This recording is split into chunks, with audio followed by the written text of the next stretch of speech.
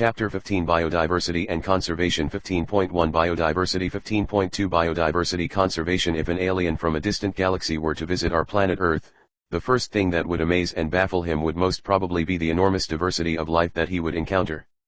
Even for humans, the rich variety of living organisms with which they share this planet never ceases to astonish and fascinate us. The common man would find it hard to believe that there are more than 20,000 species of ants, 3 lakh species of beetles, 28,000 species of fishes and nearly 20,000 species of orchids. Ecologists and evolutionary biologists have been trying to understand the significance of such diversity by asking important questions. Why are there so many species? Did such great diversity exist throughout Earth's history? How did this diversification come about? How and why is this diversity important to the biosphere? Would it function any differently if the diversity was much less?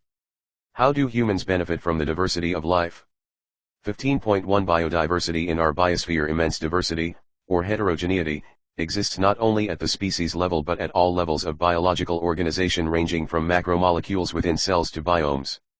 Biodiversity is the term popularized by the sociobiologist Edward Wilson to describe the combined diversity at all the levels of biological organization. The most important of them are, first, genetic diversity. A single species might show high diversity at the genetic level over its distributional range. The genetic variation shown by the medicinal plant Rauwolfia vomitoria growing in different Himalayan ranges might be in terms of the potency and concentration of the active chemical, reserpine, that the plant produces. India has more than 50,000 genetically different strains of rice, and 1,000 varieties of mango. 2. Species diversity, the diversity at the species level. For example, the Western Ghats have a greater amphibian species diversity than the Eastern Ghats. 3. Ecological diversity, at the ecosystem level. India, for instance, with its deserts, rainforests, mangroves, coral reefs, wetlands, estuaries, and alpine meadows, has a greater ecosystem diversity than a Scandinavian country like Norway. It has taken millions of years of evolution to accumulate this rich diversity in nature, but we could lose all that wealth in less than 2 centuries if the present rates of species losses continue. Biodiversity and its conservation are now vital environmental issues of international concern as more and more people around the world begin to realize the critical importance of biodiversity for our survival and well-being on this planet. 15.1.1 How many species are there on Earth and how many in India? Since there are published records of all the species discovered and named, we know how many species in all have been recorded so far, but it is not easy to answer the question of how many species there are on Earth. According to the IUCN, 2004, the total number of plant and animal species described so far is slightly more than 1.5 million, but we have no clear idea of how many species are yet to be discovered and described. Estimates vary widely and many of them are only educated guesses. For many taxonomic groups, species inventories are more complete in temperate than in tropical countries. Considering that an overwhelmingly large proportion of the species waiting to be discovered are in the tropics, biologists make a statistical comparison of the temperate tropical species richness of an exhaustively studied group of insects and extrapolate this ratio to other groups of animals and plants to come up with a gross estimate of the total number of species on Earth. Some extreme estimates range from 20 to 50 million, but a more conservative and scientifically sound estimate made by Robert May places the global species diversity at about 7 million. Let us look at some interesting aspects about Earth's biodiversity based on the currently available species inventories. More than 70% of all the species recorded are animals, while plants, including algae, fungi, bryophytes, gymnosperms, and angiosperms, comprise no more than 22% of the total. Among animals, insects are the most species-rich taxonomic group, making up more than 70% of the total. That means, out of every 10 animals on this planet, 7 are insects. Again, how do we explain this enormous diversification of insects? The number of fungi species in the world is more than the combined total of the species of fishes, amphibians, reptiles, and mammals. In Figure 15.1, biodiversity is depicted showing species number of major taxa. It should be noted that these estimates do not give any figures for prokaryotes. Biologists are not sure about how many prokaryotic species there might be. The problem is that conventional taxonomic methods are not suitable for identifying microbial species and many species are simply not culturable under laboratory conditions. If we accept biochemical or molecular criteria for delineating species for this group, then their diversity alone might run into millions. Although India has only 2.4% of the world's land area, its share of the global species diversity is an impressive 8.1%. That is what makes our country one of the 12 megadiversity countries of the world. Nearly 45,000 species of plants and twice as many of animals have been recorded from India. How many living species are actually there waiting to be discovered and named? If we accept May's global estimates, only 22% of the total species have been recorded so far. Applying this proportion to India's diversity figures, we estimate that there are probably more than 1 lakh plant species and more than 3 lakh animal species yet to be discovered and described. Would we ever be able to complete the inventory of the biological wealth of our country?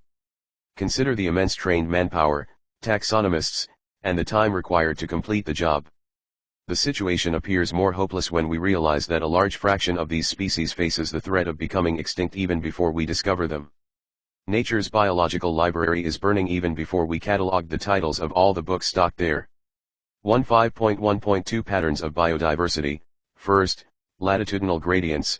The diversity of plants and animals is not uniform throughout the world but shows a rather uneven distribution. For many group of animals or plants, there are interesting patterns in diversity, the most well-known being the latitudinal gradient in diversity. In general, species diversity decreases as we move away from the equator towards the poles. With very few exceptions, tropics, latitudinal range of 23.5 degree N to 23.5 degrees south, harbor more species than temperate or polar areas. Colombia, located near the equator, has nearly 1,400 species of birds, while New York at 41 degree north has 105 species and Greenland at 71 degree north only 56 species. India, with much of its land area in the tropical latitudes, has more than 1,200 species of birds. A forest in a tropical region like Ecuador has up to 10 times as many species of vascular plants as a forest of equal area in a temperate region like the Midwest of the USA. The largely tropical Amazonian rainforest in South America has the greatest biodiversity on Earth. It is home to more than 40,000 species of plants, 3,000 of fishes, 1,300 of birds, 427 of mammals, 427 of amphibians, 378 of reptiles, and of more than 1,25,000 invertebrates. Scientists estimate that in these rainforests there might be at least 2 million insect species waiting to be discovered and named. What is so special about tropics that might account for their greater biological diversity? Ecologists and evolutionary biologists have proposed various hypotheses. Some important ones are: A. Speciation is generally a function of time.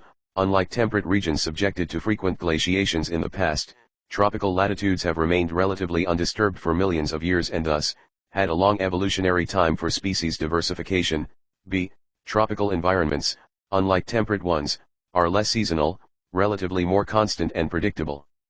Such constant environments promote niche specialization and lead to a greater species diversity. And C. There is more solar energy available in the tropics, which contributes to higher productivity. This in turn might contribute indirectly to greater diversity. 2. Species area relationships. During his pioneering and extensive explorations in the wilderness of South American jungles, the great German naturalist and geographer Alexander von Humboldt observed that within a region species richness increased with increasing explored area, but only up to a limit. In fact, the relation between species richness and area for a wide variety of taxa, angiosperm plants, birds, bats, freshwater fishes, turns out to be a rectangular hyperbola, figure 15.2. On a logarithmic scale, the relationship is a straight line described by the equation log s equals log c plus z log a, where s equals species richness, a equals area, z equals slope of the line, regression coefficient, c equals y-intercept. Ecologists have discovered that the value of z lies in the range of 0.1 to 0.2, regardless of the taxonomic group or the region, whether it is the plants in Britain, birds in California or mollusks in New York State. The slopes of the regression line are amazingly similar. But, if you analyze the species area relationships among very large areas like the entire continents, you will find that the slope of the line to be much steeper, z values in the range of 0.6 to 1.2. For example, for frugivorous, fruit-eating, birds and mammals in the tropical forests of different continents, the slope is found to be 1.15. What do steeper slopes mean in this context? 15.1.3 The importance of species diversity to the ecosystem. Does the number of species in a community really matter to the functioning of the ecosystem? This is a question for which ecologists have not been able to give a definitive answer.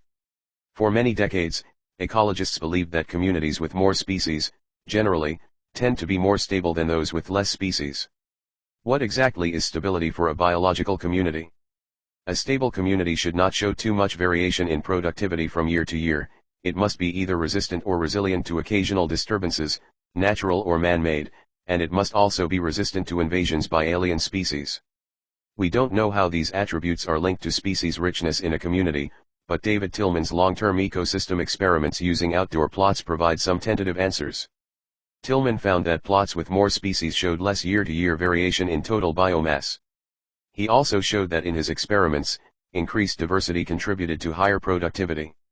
Although, we may not understand completely how species richness contributes to the well-being of an ecosystem, we know enough to realize that rich biodiversity is not only essential for ecosystem health but imperative for the very survival of the human race on this planet.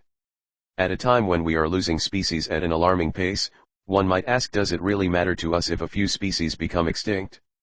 Would Western Ghats ecosystems be less functional if one of its tree frog species is lost forever? How is our quality of life affected if, say, instead of 20,000 we have only 15,000 species of ants on Earth? There are no direct answers to such naive questions, but we can develop a proper perspective through an analogy, the Ribbet-Popper hypothesis, used by Stanford ecologist Paul Ehrlich. In an airplane ecosystem, all parts are joined together using thousands of rivets, species. If every passenger traveling in it starts popping a rivet to take home, causing a species to become extinct, it may not affect flight safety, proper functioning of the ecosystem, initially, but as more and more rivets are removed, the plane becomes dangerously weak over a period of time. Furthermore, which rivet is removed may also be critical. Loss of rivets on the wings, key species that drive major ecosystem functions, is obviously a more serious threat to flight safety than loss of a few rivets on the seats or windows inside the plane. 15.1.4 Loss of biodiversity. While it is doubtful if any new species are being added, through speciation, into the Earth's treasury of species, there is no doubt about their continuing losses. The biological wealth of our planet has been declining rapidly, and the accusing finger is clearly pointing to human activities. The colonization of tropical Pacific islands by humans is said to have led to the extinction of more than 2,000 species of native birds. The IUCN Red List, 2004, documents the extinction of 784 species, including 338 vertebrates, 359 invertebrates, and 87 plants, in the last 500 years. Some examples of recent extinctions include the dodo, Mauritius, quagga, Africa, thylacine, Australia, Steller's sea cow, Russia, and 3 subspecies, Bali, Javan, Caspian, of tiger. The last 20 years alone have witnessed the disappearance of 27 species. Careful analysis of records shows that extinctions across taxa are not random. Some groups like amphibians appear to be more vulnerable to extinction. Adding to the grim scenario of extinctions is the fact that more than 15,500 species worldwide are facing the threat of extinction. Presently, 12% of all bird species, 23% of all mammal species, 32% of all amphibian species, and 31% of all gymnosperm species in the world face the threat of extinction. From a study of the history of life on Earth through fossil records, we learn that large-scale loss of species like the one we are currently witnessing have also happened earlier, even before humans appeared on the scene. During the long period, more than 3 billion years, since the origin and diversification of life on Earth, there were 5 episodes of mass extinction of species. How is the 6th extinction presently in progress different from the previous episodes? The difference is in the rates. The current species extinction rates are estimated to be 100 to 1,000 times faster than in the pre-human times, and our activities are responsible for the faster rates. Ecologists warn that if the present trends continue, nearly half of all the species on Earth might be wiped out within the next 100 years. In general, loss of biodiversity in a region may lead to a. Decline in plant production, b. Lowered resistance to environmental perturbations such as drought, and c. Increased variability in certain ecosystem processes such as plant productivity, water use, and pest and disease cycles. Causes of biodiversity losses. The accelerated rates of species extinctions that the world is facing now are largely due to human activities. There are 4 major causes. The evil quartet is the sobriquet used to describe them. First, habitat loss and fragmentation. This is the most important cause driving animals and plants to extinction. The most dramatic examples of habitat loss come from tropical rainforests. Once covering more than 14% of the Earth's land surface, these rainforests now cover no more than 6%. They are being destroyed fast. By the time you finish reading this chapter, 1,000 more hectares of rainforest would have been lost. The Amazon rainforest, it is so huge that it is called the lungs of the planet, harboring probably millions of species, is being cut and cleared for cultivating soybeans or for conversion to grasslands for raising beef cattle. Besides total loss, the degradation of many habitats by pollution also threatens the survival of many species. When large habitats are broken up into small fragments due to various human activities, mammals and birds requiring large territories and certain animals with migratory habits are badly affected, leading to population declines. 2. Overexploitation. Humans have always depended on nature for food and shelter, but when need turns to greed, it leads to overexploitation of natural resources. Many species extinctions in the last 500 years, stellar sea cow, passenger pigeon, were due to overexploitation by humans. Presently many marine fish populations around the world are overharvested, endangering the continued existence of some commercially important species. 3. Alien species invasions. When alien species are introduced unintentionally or deliberately for whatever purpose, some of them turn invasive, and cause decline or extinction of indigenous species. The Nile perch introduced into Lake Victoria in East Africa led eventually to the extinction of an ecologically unique assemblage of more than 200 species of cichlid fish in the lake. You must be familiar with the environmental damage caused and threat posed to our native species by invasive weed species like carrot grass, Parthenium, lantana, and water hyacinth, Eucarnia. The recent illegal introduction of the African catfish Clarias gariopinis for aquaculture purposes is posing a threat to the indigenous catfishes in our rivers. 4. Co-extinctions. When a species becomes extinct, the plant and animal species associated with it in an obligatory way also become extinct. When a host fish species becomes extinct, its unique assemblage of parasites also meets the same fate. Another example is the case of a co-evolved plant-pollinator mutualism where extinction of one invariably leads to the extinction of the other. 15.2 Biodiversity Conservation 15.2.1 Why should we conserve biodiversity? There are many reasons, some obvious and others not so obvious, but all equally important. They can be grouped into three categories: narrowly utilitarian, broadly utilitarian, and ethical. The narrowly utilitarian arguments for conserving biodiversity are obvious. Humans derive countless direct economic benefits from nature: food, cereals, pulses, fruits, firewood, fiber, construction material, industrial products, tannins, lubricants, dyes, resins, perfumes, and products of medicinal importance. More than 25% of the drugs currently sold in the market worldwide are derived from plants, and 25,000 species of plants contribute to the traditional medicines used by native peoples around the world. Nobody knows how many more medicinally useful plants there are in tropical rainforests waiting to be explored. With increasing resources put into bioprospecting, exploring molecular, genetic, and species-level diversity for products of economic importance, nations endowed with rich biodiversity can expect to reap enormous benefits. The broadly utilitarian argument says that biodiversity plays a major role in many ecosystem services that nature provides. The fast-dwindling Amazon forest is estimated to produce, through photosynthesis, 20% of the total oxygen in the Earth's atmosphere. Can we put an economic value on this service by nature? You can get some idea by finding out how much your neighborhood hospital spends on a cylinder of oxygen. Pollination, without which plants cannot give us fruits or seeds, is another service ecosystems provide through pollinators layer, bees, bumblebees, birds, and bats. What will be the costs of accomplishing pollination without help from natural pollinators? There are other intangible benefits that we derive from nature: the aesthetic pleasures of walking through thick woods, watching spring flowers in full bloom, or waking up to a bulbul's song in the morning. Can we put a price tag on such things? The ethical argument for conserving biodiversity relates to what we owe to millions of plant, animal, and microbe species with whom we share this planet. Philosophically or spiritually, we need to realize that every species has an intrinsic value, even if it may not be of current or any economic value to us. We have a moral duty to care for their well-being and pass on our biological legacy in good order to future generations. 15.2.2 How do we conserve biodiversity? When we conserve and protect the whole ecosystem, its biodiversity at all levels is protected, we save the entire forest to save the tiger. This approach is called in situ, on-site, conservation.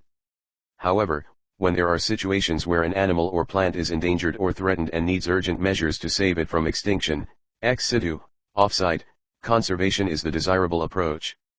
In situ conservation faced with the conflict between development and conservation, many nations find it unrealistic and economically not feasible to conserve all their biological wealth.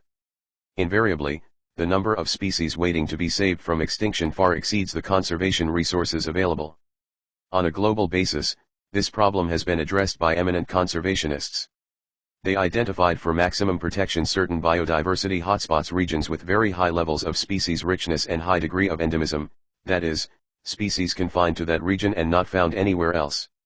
Initially 25 biodiversity hotspots were identified, but subsequently 9 more have been added to the list, bringing the total number of biodiversity hotspots in the world to 34. These hotspots are also regions of accelerated habitat loss. 3 of these hotspots, Western Ghats and Sri Lanka, Indo-Burma, and Himalaya, cover our country's exceptionally high biodiversity regions. Although all the biodiversity hotspots put together cover less than 2% of the Earth's land area, the number of species they collectively harbor is extremely high, and strict protection of these hotspots could reduce the ongoing mass extinctions by almost 30%. In India, ecologically unique and biodiversity-rich regions are legally protected as biosphere reserves, national parks, and sanctuaries. India now has 14 biosphere reserves, 90 national parks, and 448 wildlife sanctuaries. India has also a history of religious and cultural traditions that emphasized protection of nature. In many cultures, tracts of forest were set aside, and all the trees and wildlife within were venerated and given total protection. Such sacred groves are found in XII and Jaintia hills in Meghalaya, Aravalli hills of Rajasthan, Western Ghat regions of Karnataka and Maharashtra, and the Sarguja, Chanda, and Bastar areas of Madhya Pradesh. In Meghalaya, the sacred groves are the last refuges for a large number of rare and threatened plants. Ex situ conservation: in this approach, threatened animals and plants are taken out from their natural habitat and placed in special setting where they can be protected and given special care. Zoological parks, botanical gardens, and wildlife safari parks serve this purpose. There are many animals that have become extinct in the wild but continue to be maintained in zoological parks. In recent years, ex situ conservation has advanced beyond keeping threatened species in enclosures. Now gametes of threatened species can be preserved in viable and fertile condition for long periods using cryopreservation techniques, eggs can be fertilized in vitro, and plants can be propagated using tissue culture methods. Seeds of different genetic strains of commercially important plants can be kept for long periods in seed banks. Biodiversity knows no political boundaries, and its conservation is therefore a collective responsibility of all nations.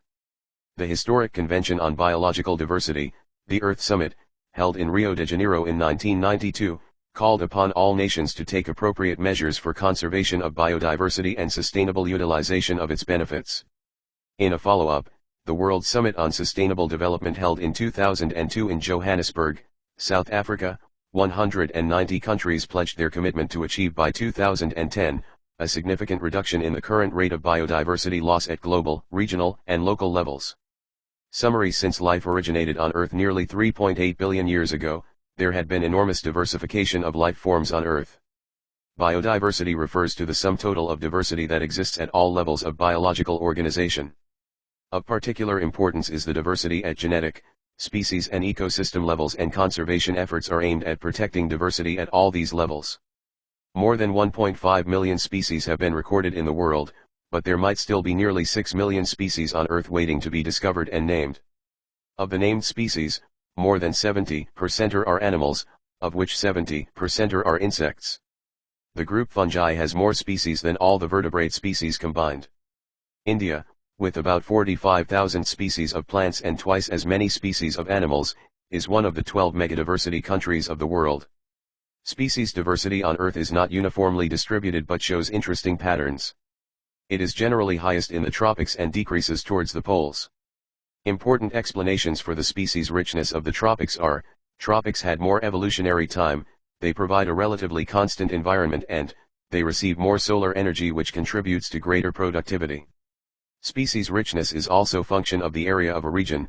The species area relationship is generally a rectangular hyperbolic function. It is believed that communities with high diversity tend to be less variable, more productive, and more resistant to biological invasions. Earth's fossil history reveals incidents of mass extinctions in the past, but the present rates of extinction, largely attributed to human activities, are 100 to 1,000 times higher. Nearly 700 species have become extinct in recent times, and more than 15,500 species, of which more than 650 are from India, currently face the threat of extinction. The causes of high extinction rates at present include habitat, particularly forests, loss and fragmentation, overexploitation, biological invasions, and co-extinctions. Earth's rich biodiversity is vital for the very survival of mankind. The reasons for conserving biodiversity are narrowly utilitarian, broadly utilitarian, and ethical. Besides the direct benefits, food, fiber, firewood, pharmaceuticals, etc., there are many indirect benefits we receive through ecosystem services such as pollination, pest control, climate moderation, and flood control. We also have a moral responsibility to take good care of Earth's biodiversity and pass it on in good order to our next generation. Biodiversity conservation may be in situ as well as ex situ.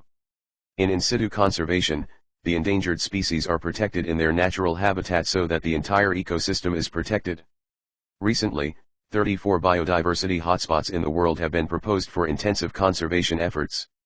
Of these, 3, Western Ghats, Sri Lanka, Himalaya, and Indo-Burma, cover India's rich biodiversity regions. Our country's in situ conservation efforts are reflected in its 14 biosphere reserves, 90 national parks, more than 450 wildlife sanctuaries, and many sacred groves. Ex situ conservation methods include protective maintenance of threatened species in zoological parks and botanical gardens, in vitro fertilization, tissue culture propagation, and cryopreservation of gametes.